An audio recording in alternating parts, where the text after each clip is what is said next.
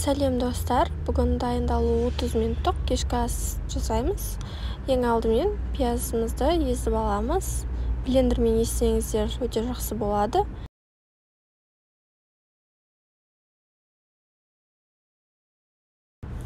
Одан кейін фаршымызды бір ыдысқа аламыз, үстіне пиязымызды қосамыз. Оның үстіне 2 шай қасық тұзды және де аздап қызыл бұрыш, қара бұрыш саламыз және де оның үстіне зира саламыз. Барлығын жақсылап араластырып аламыз. Оның үстіне 2 ас қасық ұнымызды саламыз.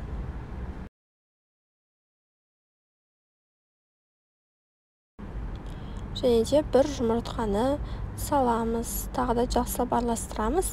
Нақты рецептін мен осы видеоның астына жаза кетемін, сол жақтан қарасаңыздар болады. Және де аздап кинза қосып жібереміз.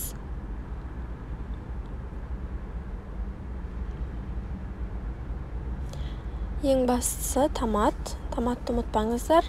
Бір ас қасық томат саламыз. Осының барлығын жақсылап араластырып, мұздатқышқа жарты сағатқа қойып қоямыз. Енді соусын дайындаймыз.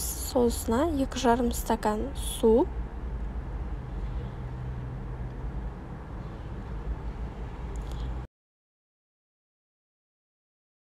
1,5 ас қасық томат, тұзын, қара бұрышын, қызыл бұрышын себеміз. Және де үстіне сұйық май құямыз. Осының барлығын жақсылап араластырып аламыз.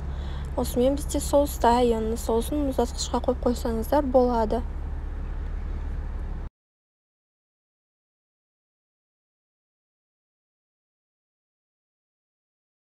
Алты 7 картошканы осылай 4 бұрыш етіп тураймыз. Оның үстіне одан кішкентай етіп туралған сәбізімізді саламыз. Оның үстіне кішкентай етіп туралған болгарскийімізді және де көк бұрышымызды саламыз.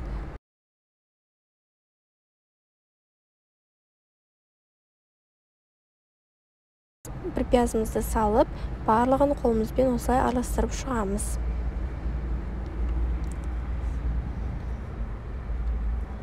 Содан соң осыны 180 градуста 15 минутқа пісіріп аламыз. Енді фаршымызды дайындаймыз.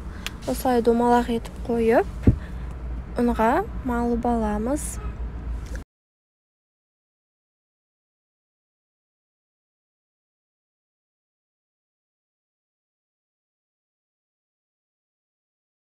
Ұнға малып аламыз. Сол кезде формасын жақсы ұстайды. Осылай барлық фаршымызды дөңгелетіп аламыз.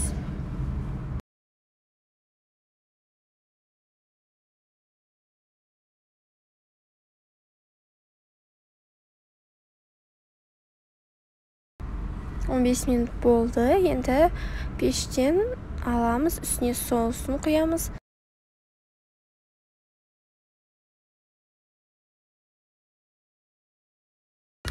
Фарштардың барлығын қойып болғаннан кейін үстіне жарты соусын құйып шығамын.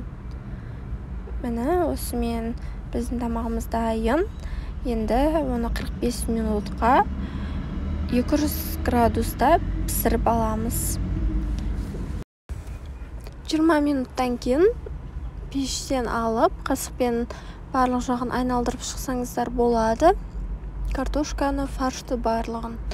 Осымен біздің тағамымыз дайын, дәмі өте керемет болып шығады. Міндетті түрде жасап көріңіздер. Сіздермен бірге болған Жұлдыз. Видео ұнаған болса, лайк басуды ұмытпаңыздар. Ас болсын.